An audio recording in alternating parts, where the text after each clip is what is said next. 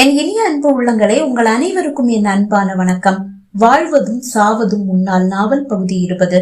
வாங்க தொடர்ந்து கதையை கேட்கலாம். கயலும் செழியனின் அப்பா அம்மாவும் பார்த்து கொண்டிருக்க அந்த அறையில் இருந்த ஜன்னலை மேல் நோக்கி திறந்த செழியன் அது வழியாக வெளியே இறங்கினான். சிறிது நேரத்திலேயே முன்வாசலில் வந்து நின்றவன் திறந்திருந்த கதவை தட்ட ஆரம்பித்தான். ஹாலில் அமர்ந்திருந்த அனைவரின் விழிகளும் வாசலுக்கு ஓடியது. வாசலில் நிற்கும் செழியனை கண்டு நந்தனாவும் தோழிகளும் விடவிடத்து போயினர்.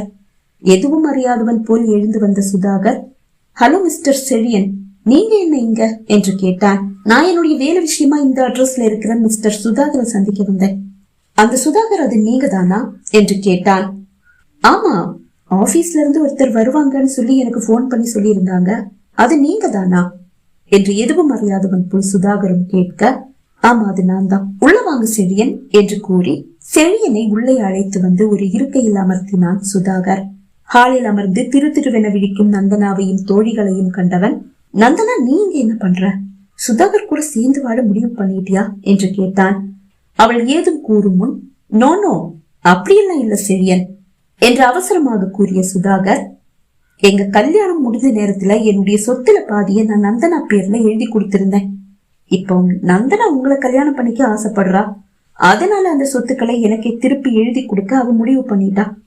அதை எனக்கு எழுதி கொடுக்கறதுக்காக தான் நந்தனா இப்ப இங்க வந்திருக்கா. செழியன் அவங்க உங்களதான் உயிரா நேசிக்கிறாங்க. என் கூட வாழும் போது கூட எப்பவும் உங்களை பத்தியே தான் பேசிட்டு இருப்பாங்க. எப்பவுமே அவங்களுக்கு உங்க நினைவுதான். ஓ அப்படியா என்று கேட்ட செழியன் பெருமிதத்தோடு நந்தனாவை பார்த்தான். நந்தனா, நீ திருந்திட்டேன்னு சொல்லும் போது நான் கூட இந்த அளவு எதிர்பார்க்கல. உண்மையிலேயே நீ திருந்திட்டேன்னு இப்ப எனக்கு புரியுது. நான் இப்ப உன்னை நம்புறேன் என்று கூற அசடு வழிய சிரித்த நந்தனா, ஆமா செழியன், நான் முன்ன மாதிரி இல்ல, நான் திருந்திட்டேன் என்றாள். அப்ப சரி நந்தனா, நீ சொன்ன மாதிரியே சொத்தை எல்லாம் என் பேருக்கு எழுதி கொடுத்துடு. அது செழியன் முன்னாடியே நடக்கட்டுமே. எங்க பக்கத்து வீட்டுல ஒரு நோட்டரி பப்ளிக் இருக்காரு. நீ சொத்துக்களை என் பேருக்கு எழுதி கொடுக்கும் போது அவர் கூட இருந்தாகணும். அவர் முன்னாடிதான் நீ கையெழுத்து போடணும். அதுதான் செல்லும். தெரியும்ல உனக்கு? நான் போய் அவரை கூட்டிட்டு வந்துடுறேன். அவர் இப்ப வீட்டுலதான் இருப்பாரு என்று கூறிய சுதாகர் வெளியே சென்றான். சிறிது நேரத்திலேயே பக்கத்து வீட்டு நபரையும் அழைத்துக் கொண்டு அவன் வந்து விட்டான். தயாராக வைத்திருந்த பத்திரத்தை எடுத்து வந்து நோட்டரி பப்ளிக்கின் கையில் கொடுத்தான். அவரும் அதை வாங்கி சரிபார்த்த பிறகு நந்தனாவிடம் காண்பித்து எங்கெங்கு கையெழுத்திட வேண்டும் என்று அவர் கூற, அவளும் புன்னகையோடு அவர் காண்பித்த அனைத்து இடங்களிலும் கையெழுத்திட்டு கொடுத்தாள். அனைத்தும் முடிந்து அந்த வழக்கறிஞர் எழுந்து சென்ற பிறகு, ஓகே நந்தனா, இனி நீ போலாம் என்று சுதாகர் கூற, பரவாயில்ல சுதாகர், நாங்க செழியன் கூடவே கிளம்புறோம் என்றாள் நந்தனா. ஏன் கூடவா? ஏன் கூட எல்லாம் வர முடியாது நந்தனா.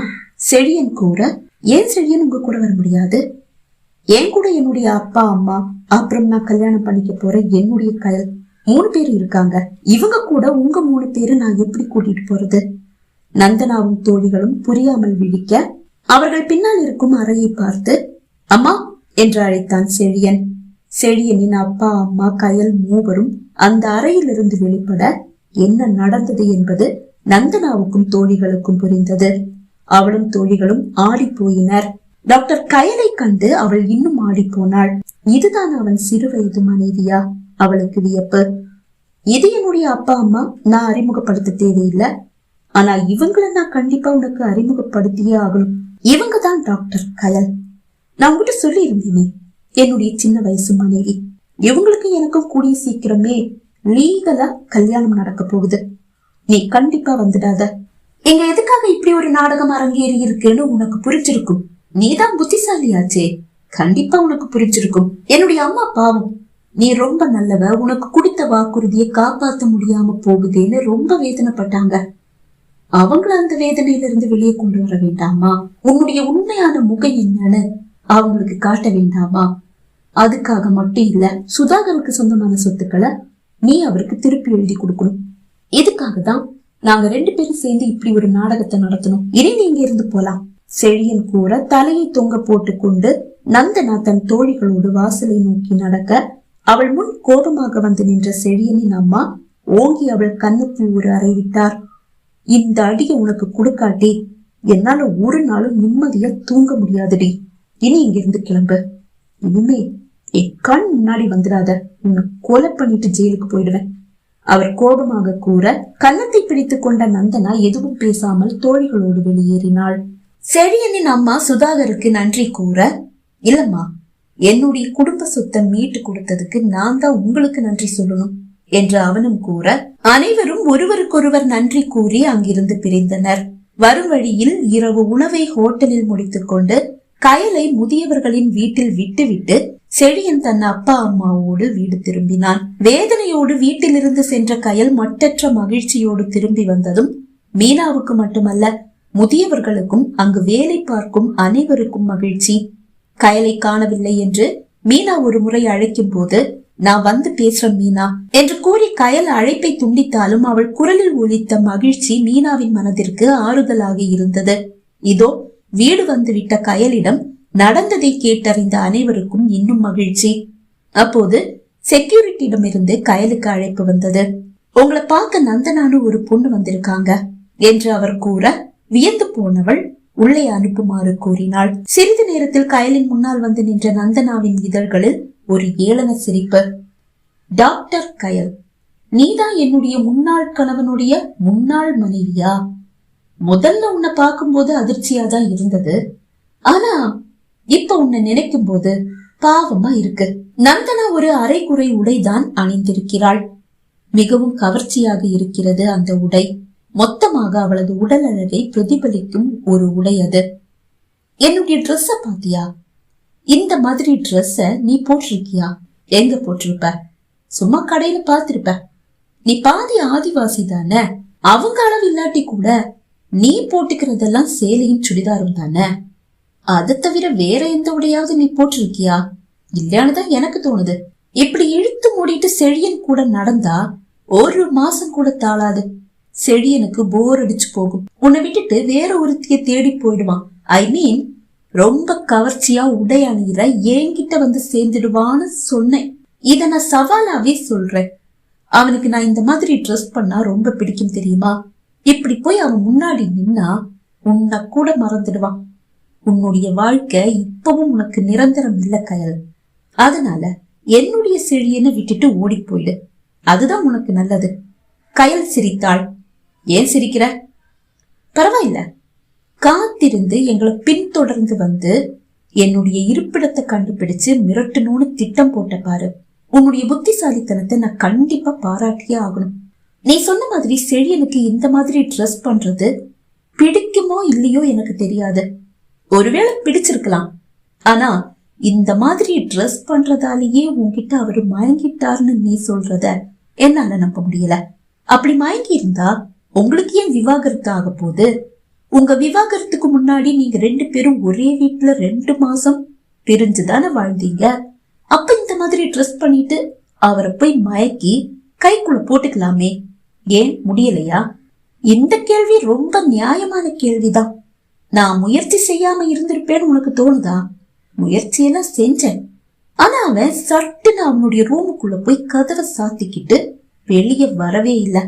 வாய் விட்டு சிரித்த கயல், அப்போ இந்த ட்ரெஸ்ல அவரை மயக்க உன்னால முடியாது.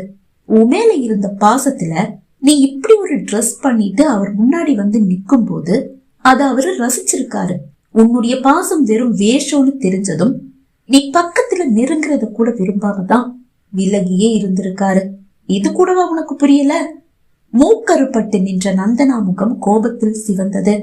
நீ சொன்னது சரியாவே இருந்தாலும் பழக பழக பாலும் புளிக்கதான் செய்யும். ஒரே மாதிரி சேலையை இழுத்து போத்திட்டு நடக்கிற நீ சீக்கிரமாவே செழியனுக்கு புளிச்சு போயிடுவ. கோபமாக கூறிவிட்டு வேகமாக வெளியே நடந்து சென்ற நந்தனாவை பார்க்கும் போது உண்மையிலேயே ஒரு பேரழகி என்று கயலுக்கு தோன்றியது. இந்த டிரெஸ்ஸில் அவள் இன்னும் அழகாக இருக்கிறாள். எந்த அழகு நானே ரசிப்பேன், செழியன் எப்படி ரசிக்காம இருப்பாரு என்று நினைத்த போது இந்த மாதிரி டிரெஸ் எனக்கு நல்லா இருக்குமா என்று யோசித்தாள். இந்த உடையில் ஒரு கணவன் தன் மனைவியை ரசிக்க விரும்பினால் தவறென்ன? அவருக்காக இப்படி ஒரு உடையை அணிவதிலும் தவறென்ன? அப்படித்தான் அவள் மனம் நினைத்தது. மறுநாள் காலையே செழியனும் அவனது அப்பா, அம்மா, அக்கா, அக்கா கணவர், மகள் காவியா அனைவரும் கயலை தேடி வந்துவிட்டனர். பூங்குழலிக்கு மகிழ்ச்சி தாழவில்லை. நீதான் செழியனுக்கு மனைவியா வரணும்னு நானும் காவியாவும் வேண்டாத கடவுளே இல்ல தெரியுமா? நேத்து நைட்டு திடீர்னு அம்மா போன் பண்ணி நடந்ததை சொன்னதும் காவியா சந்தோஷத்துல துள்ளி குதிக்க ஆரம்பிச்சிட்டா. எனக்கும் தலைகால் புரியல. இனி 2 பேரையும் பிரிச்சு வைக்கிறது நியாயமே இல்ல அப்படின்னு அம்மா சொன்னாங்க. சரி, நாளைக்கே உட்கார்ந்து பேசி நல்ல நாளா பார்த்து கல்யாணத்தை முடிச்சிடலான்னு நானும் என்னுடைய கணவரும் சொன்னோம் என்று பூங்குழலி கூற, ஆமாம்மா, வர்ற வழியிலேயே எங்க ஊர் ஜோசியர் ஒருத்தர் இங்க இருக்கிறதா பூங்குழலி சொல்ல, அவரை பார்த்து பேசிட்டு தான் வந்தோம். நாளைக்கு காலையில நல்ல ஒரு முகூர்த்தம் இருக்காம். கோயில்ல சிம்பிளா கல்யாணத்தை முடிச்சுக்கலாம். எங்கேயே தடபுடலா ஒரு விருந்தையும் ஏற்பாடு செஞ்சிடலாம். செழியனின் அப்பா கூற கயலின் முகத்தில் என்னவென்று சொல்ல முடியாத ஒரு மகிழ்ச்சி. அனைத்தையும் கேட்டபடி அமர்ந்திருந்த முதியோர்களுக்கும் மீனாவுக்கும் மகிழ்ச்சி தாழவில்லை. சரிம்மா, நீ எங்க கூட இப்பவே புறப்படு. சேல நகையெல்லாம் வாங்கிட்டு வந்துடலாம். செழியனின் அம்மா கூற அவளும் முதியவர்களிடம் அனுமதி பெற்று புறப்பட்டு விட்டாள். சேலை நகையெல்லாம் எடுத்து முடிந்ததும் செழியன் கயலை தனியாக விட விரும்பிய பூங்குழலி, செழியா, நான் அப்பா அம்மாவை வீட்டுக்கு கூட்டிட்டு போறேன். அவங்க இங்க வந்த அன்னைக்கே நான் வீட்டுக்கு கூட்டிட்டு போறேன்னு சொன்னேன், நீதான் விடல. இன்னைக்கு அவங்க அங்க இருக்கட்டும். நீ கயலுக்கு வேற ஏதாவது வேணுமான்னு கேட்டு வாங்கி கொடுத்துட்டு அவளை ஹோம்ல பத்திரமா கொண்டு போய் விட்டுட்டு வந்துடு. பூங்குழலி கூற, சரிக்கா என்றவன் கயலை பார்த்தான். உனக்கு வேற ஏதாவது வேணுமா? வேற எதுவும் வேண்டாம், ஆனா கோயிலுக்கு போகணும் போல இருக்கு. என்னை கூட்டிட்டு போறீங்களா? கண்டிப்பா என்று அவன் கூற, சரி, நாங்க கிளம்புறோம் பொதுவாக கூறிவிட்டு பூங்குழலி தன் அப்பா அம்மாவை அழைத்துக் கொண்டு அவர்களது காரை நோக்கி நடந்தாள். அவர்கள் சென்றதும், ஒரு விஷயம் கேட்கவா? கயல் கேட்டாள். என்ன? உங்களுக்கு சேலை சுடிதாரை விட மாடர்ன் ட்ரெஸ் ரொம்ப பிடிக்குமா? யார் சொன்னது? கேட்டதுக்கு பதில். அவளை சுற்றி வளைத்தவன், சேலையில இருக்கிற அழகு வேற எந்த ட்ரெஸ்ல இருக்குன்னு உனக்கு தோணுது? அழகு ஓகே, ஆனா கவர்ச்சி? சிரித்தவன், சேலையை விட கவர்ச்சியான ட்ரெஸ் வேற ஏதாவது இருக்கா என்று கேட்டான். புரியாமல் அவள் விழிக்க தன் செல்போனை எடுத்து 1-2 இந்திய நடிகைகளில் சேலை கட்டிய புகைப்படத்தை காண்பித்தான். படு கவர்ச்சியாக இருக்கிறார்கள். சிரித்தவள், அவங்க நடிகைங்க, அவங்க அழக காட்டி இப்படி சேலை கட்டினாதான் மார்க்கெட்டை பிடிக்க முடியும். இது மார்க்கெட்டை பிடிக்கிற ஒரு முயற்சி மட்டும்தான். ஆமா, நீ வெளியே வரும்போது இப்படி அழகா சேலை கட்டிங்க, வீட்டுக்குள்ள என்றவன் கண் சிமிட்ட அவள் முகம் குங்குமமாக சிவந்து போனது. சரி, உனக்கு மாடர்ன் ட்ரெஸ் போட ஆசையா இருக்கா? அப்படியெல்லாம் இல்ல, ஆனா உங்களுக்கு பிடிக்கும்னா போட மாட்டேன்னு நான் சொல்ல மாட்டேன். எனக்கு பிடிக்கும் தான், ஆனா இதுவரைக்கும் அப்படிப்பட்ட ட்ரெஸ்ஸ போடாத நீ அத போட வேண்டிய அவசியம் எல்லாம் இல்ல. ஓகே, ஆனா உங்களுக்காக ஒரு தடவை போடலான்னு நினைக்கிறேன். அவளை காதலோடு பார்த்தவன், தேங்க்யூ, ஆனா நீ எனக்காக எதையும் சிரமப்பட்டு செய்ய வேண்டிய அவசியமே இல்ல, அத நான் விரும்பல என்றான். அவள் அதற்கு பதில் சொல்லவில்லை. ஆனாலும் அவனுக்காக ஒரு முறை மட்டும் மாடர்ன் உடை அணிய விரும்பியவள், என்னை ஏதாவது ஜவுளி கடைக்கு கூட்டிட்டு போறீங்களா என்று கேட்டாள். அவள் எண்ண ஓட்டத்தை புரிந்து கொண்டவன், நீ விடமாட்ட போல இருக்கு, சரி வா என்று கூறியவன் அவளை அழைத்துக் கொண்டு நேராக ஜவுளி கடைக்கு வந்தான். அழகான ஒரு மாடர்ன் உடையை அவளுக்காக அவனை தேர்வு செய்து கொடுக்க அவள் சென்று அதை அணிந்து வந்தாள். சேலையில் அவள் எவ்வளவு அழகோ அதே அளவு இந்த உடையிலும் அழகுதான். எப்படி இருக்கு? சூப்பரா இருக்கு. சரி, இந்த மாதிரி ஒரு 4-5 ட்ரெஸ் எடுத்து கொடுங்களேன். வீட்டுக்குள்ள மட்டும் உங்களுக்காக போடுறேன். வீட்டுக்குள்ள மட்டும் ஏன், நீ விரும்பினா வெளியே கூட போடலாம். இந்த ட்ரெஸ் உனக்கு ரொம்ப அழகா இருக்கு. ஓகே, நான் போய் ட்ரெஸ் மாத்திட்டு வந்துடுறேன். அவள் அங்கிருந்து நகர முயல அவள் கரத்தை பிடித்தவன், இந்த ட்ரெஸ்ல நீ சூப்பரா ரொம்ப அழகா இருக்க, எனக்கு ரொம்ப பிடிச்சிருக்கு என்று கூறி தடுத்து விட, ஓகே என்றவள் அவனோடு இணைந்து இன்னும் 4-5 உடைகளை எடுத்துக் கொண்டாள். பில்லை பே செய்துவிட்டு அவள் கரத்தை கோர்த்தபடியே அங்கிருந்து வெளியே வரும்போது சுவாதியோடு சண்டை போட்டபடியே காரில் இருந்து இறங்கிய ரஞ்சித் இருவரையும் ஒன்றாக கண்டு, அதுவும் கயலை மாடர்ன் உடையில் கண்டு திகைத்தான். ஆனால் கயலும் செழியனும் அவர்கள் இருவரையும் கவனிக்கவில்லை. பொறாமையோடு இருவரையும் பார்த்தபடி நின்ற ரஞ்சித்தை கோபமாக முறைத்த சுவாதி, அந்த அடிமைய ரொம்ப மிஸ் பண்ற போல என்று கேட்டாள். அடிமையா? அவதாண்டி என்னுடைய மகாராணி, நீ எல்லாம் வெறும் வேஸ்ட்.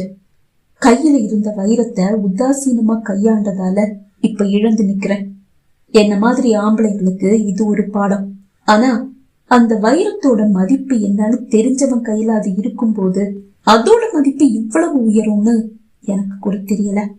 பார்க்கும்போது பொறாமையா இருக்கு என்று கூறியவன் விரக்தியோடு ஜவுளி கடைக்குள் ஏறி சென்றான். செழியனும் கயலும் அவனது காரில் ஏறி அமர்ந்தனர். கார் அங்கிருந்து மெல்ல நகர்ந்தது. கயல் கோயிலுக்கு போகணும்னு சொன்னல? ஆமா, ஆனால் இந்த ட்ரெஸ்ஸோட வேண்டாம். நீ ஆசையா கேட்டிருக்க, உன்னை கோயிலுக்கு கூட்டிட்டு போகாம இருந்தா எப்படி? இங்க எல்லாரும் இந்த மாதிரி ட்ரெஸ்ஸ போட்டுட்டு தானே சுத்துறாங்க.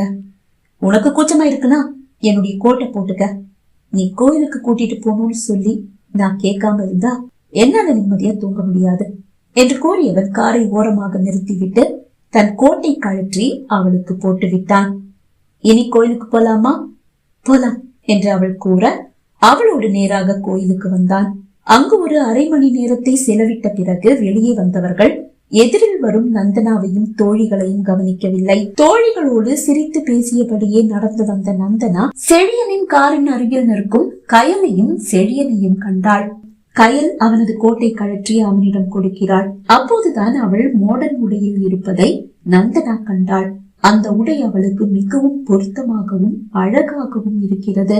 அவளது அந்த அழகை கண்டு விழி பிதுங்கி நின்ற நந்தனா, இவளையா நேற்று நான் கேலி செய்து விட்டு வந்தேன், அதற்கு பதிலடி கொடுப்பதற்காகவே இன்று இப்படி ஒரு உடை அணிந்து வந்திருக்கிறாளா என்று நினைத்தாள். ஆனால் தான் இங்கு வருவோம் என்று அவள் எப்படி அறிவாள்? அவளை பொறாமையோடு பார்த்தபடியே தோழிகளோடு அவள் நடந்து செல்ல மிகவும் தற்செயலாக கயலும் செழியனும் அவர்களை கண்டனர். இன்று நந்தனாவின் பிறந்த நாள். அதை செழியன் மறக்கவில்லைதான். ஆனால் அவள் தனக்கு செய்த துரோகம் இப்போதும் திருந்தாத அவளது செயல். அதன் காரணமாக அவளை வாழ்த்த வேண்டும் என்ற எண்ணமே அவனுக்கு இல்லை. அவளை கண்டு கொள்ளாமல் செழியன் காரில் ஏறி அமர, கயலும் அவன் அருகில் ஏறி அமர கார் அங்கிருந்து புறப்பட்டது. பொறாமையோடு தலை திருப்பி அந்த காரையை பார்த்தாள் நந்தனா. என்னடி, செழியனை ரொம்ப மிஸ் பண்றியா? தோழி ஒருவள் கேட்க, அப்படி ஒருத்தனை மிஸ் பண்ணிட்டு மிஸ் பண்ணலன்னு சொல்லவா முடியும்? ரொம்ப மிஸ் பண்றேன். ஆனாலும் சும்மா சொல்லக்கூடாது. அந்த ஜோடி பொருத்தம் ரொம்ப சூப்பரா இருக்கு. உன்னை விட அந்த பொண்ணுதான் அவனுக்கு பொருத்தமா இருக்கா ஒரு தோழி கூற, ஆம் என்று தலையசைத்தபடியே பொறாமையோடு மீண்டும் திரும்பி அந்த காரை பார்த்தாள். கார் இப்போது கண்ணிலிருந்து மறைந்திருக்கிறது. செழியனின் கார் முதியோர்களின் வீட்டை நெருங்கிக் கொண்டிருந்தது. கயலோ செழியனை சுற்றி வளைத்துக் கொண்டு அவன் தோளில் நிம்மதியாக உறங்குகிறாள். இரவு உணவை இருவரும் ஒரு ஹோட்டலில் முடித்திருந்தனர். தோளில் சாய்ந்து நிம்மதியாக உறங்கும் கயலை எழுப்பி அனுப்பி வைக்க செழியனுக்கு மனமில்லை. அவன் மீனாவின் எண்ணிற்கு மெசேஜ் ஒன்றை அனுப்பினான். அதை கண்டதும் மீனா கேட்டில் வந்து நிற்க, கேட்டின் ஓரமாக காரை கொண்டு வந்து நிறுத்திய செழியன் கயலை மெதுவாக சீட்டில் சாய்த்து கிடத்திய பிறகு வெளியே இறங்கி அவளை தூக்கி கொண்டு வர, மீனா அந்த கண்கொள்ளா காட்சியை கண்டு அகமகிழ்ந்தாள். கயலை அவளது அறையில் கொண்டு வந்து கிடத்தியவன் அவள் நெற்றியில் இதமாக ஒரு முத்தமிட, அப்போதும் ஆழ்ந்த உறக்கத்திலேயே இருந்த கயல் எதையும் அறியவில்லை. காலை கயல் எழும்போது 7 மணி. அந்த அளவு அவள் ஆழ்ந்து உறங்கிவிட்டாள். அவள் அணிந்திருக்கும் மாடர்ன் உடையை கண்டதும் அவளையும் அறியாமல் அவள் இதழ்களில் புன்னகை தவழ்ந்தது. நேற்று ஹோட்டலுக்கு உண்ண செல்லும் போது எதிரே வந்த காரை கவனியாது சாலையை கடக்க முயன்ற கயலை செழியன் இழுத்து அவனோடு சேர்த்து அணைத்து காப்பாற்றும் போது அந்த அணைப்பு கூட சுகமாக தான் இருந்தது. காதலோடு அவன் அணைத்துக் கொண்டது அல்லவா? அவன் கைப்பட்ட இடங்களை அவள் மெல்ல வருடி ரசிக்கும் போது அவள் முன்னால் வந்து நின்றாள் மீனா. அம்மாவுக்கு இனிமே ராஜ வாழ்க்கைதான். நேத்து உன்னை தூக்கிட்டு வந்து பெட்ல படுக்க வச்சுட்டு போறாரு செழியன் சார். கையில் இருக்கும் அந்த பையை அவளிடம் நீட்டியவள், சேலை நகை எல்லாமே இதுல பத்திரமா இருக்கு, இதை என்கிட்ட குடுத்துட்டு 10 மணிக்குதான் முகூர்த்தம், கயல் காலையில 8 மணி வரைக்கும் தூங்கினா கூட பரவாயில்ல அப்படின்னு அவ்வளவு அக்கறையா சொல்லிட்டு போறாரு. என்னாலும் அம்மா 7 மணிக்கே எந்திரிச்சிட்டீங்க, அது வரைக்கும் சந்தோஷம்தான், இனி சீக்கிரமா ரெடி ஆயிடு மீனா கூற, புன்னகையோடு அவள் நீட்டிய பையை வாங்கி படுக்கையில் வைத்தவள் எழுந்து குளியலறைக்கு சென்றாள். சரியாக 10 மணி ஆன போது கோயிலில் அனைவரின் ஆசியோடு கயலின் கழுத்தில் தாலி கட்டினான் செழியன். முதியவர்களின் வீட்டில் சுவையான விருந்தும் ஏற்பாடு செய்யப்பட்டிருந்தது. இரவு வரை அங்கேயே கழித்த செழியன், 1 வாரம் கயலுக்கு லீவு, அதுக்கப்புறமா அவ தொடர்ந்து வேலைக்கு வருவா என்று கூற, இல்ல செழியன், இந்த வீட்டுல கயலுடைய ரூம் மட்டும் இல்ல, இன்னும் ஒரு 5-6 ரூம் காலியா தான் இருக்கு. நீங்க எதுக்கு தேவையில்லாம அந்த பிளாட்ல தங்கணும், இங்க கயல் கூடவே தங்கிடுங்க, அது உங்களுக்காக இல்ல எங்களுக்காக, எங்களுக்கு ஒரு துணையா இருக்குமே முதியவர் ஒருவர் கூற, ஆமாமா, அத நாங்க எல்லாரும் ஒன்னா சேர்ந்து நேத்துக்கே முடிவு பண்ணிட்டோம், என்று இன்னொரு முதியவர் கூற மறுக்காமல் சரி என்றான் செழியன். அவனது அப்பா அம்மாவை பூங்குழலி அழைத்து செல்ல தயாராக, இல்ல இல்ல, இவங்க 2 பேரும் இந்தியா திரும்புற வரைக்கும் இங்கேயே இருக்கட்டும் என்று அனைவரும் கூற பூங்குழலியும் குடும்பமும் விடை பெற்றது. அனைவரும் படுக்கைக்கு செல்ல செழியனின் அப்பா அம்மாவுக்கு மீனா ஒரு அறையை காண்பித்தாள். கயல் செழியனை அழைத்துக் கொண்டு அவளது அறைக்கு வர அறை மிகவும் அழகாக அலங்கரிக்கப்பட்டிருந்தது.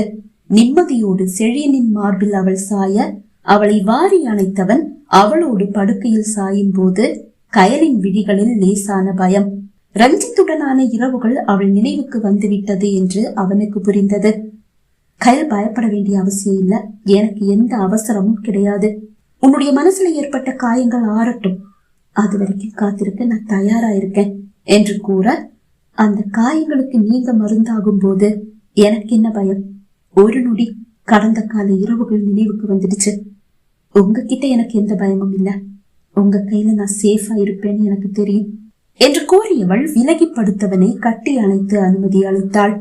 அவளை ஒரு பூ போன்று கையாளும் போது தவறி கொடுத்த ஆவேசத்தை இன்று அவளிடம் காட்டிவிடக் கூடாது என்பதில் உறுதியாக இருந்தவனுக்கு அவள் ஆடைகளை களையும் போதுதான் அவள் எந்த அளவு ஒரு நரகத்தை அனுபவித்திருப்பாள் என்பது புரிந்தது.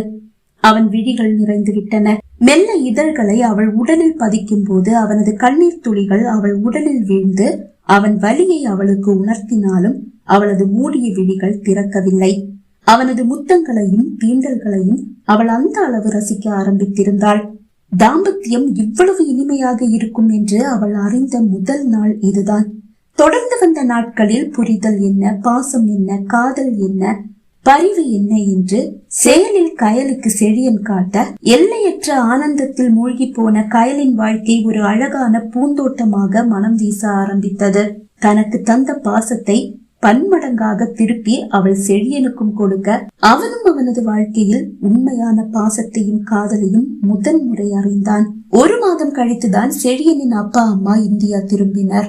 அவர்கள் அங்கிருந்து புறப்படும் போது, நீங்க எப்ப பிரான்ஸ் வர ஆசைப்பட்டாலும் தயங்காம உடனே புறப்பட்டு வந்துடுங்க, நீங்க இங்கதான் தங்கணும், எங்க கூட தான் இருக்கணும் என்று முதியவர்கள் கூற செழியனின் அப்பா அம்மாவுக்கு கூட அடிக்கடி பிரான்ஸ் வர வேண்டும் என்ற எண்ணம் அப்போது உதயமானது. கண்டிப்பா நாங்க வருவோம் என்று கூறிவிட்டுதான் அவர்கள் விடை பெற்றனர். வாழ்வதும் சாவதும் உன்னால் நாவல் நிறைவடைந்தது. நாவலை கேட்டு ரசித்த அனைவருக்கும் நன்றி. மீண்டும் ஒரு நாவலோடு உங்களை சந்திக்கும் வரை விடைபெறுகிறேன். நன்றி, வணக்கம்.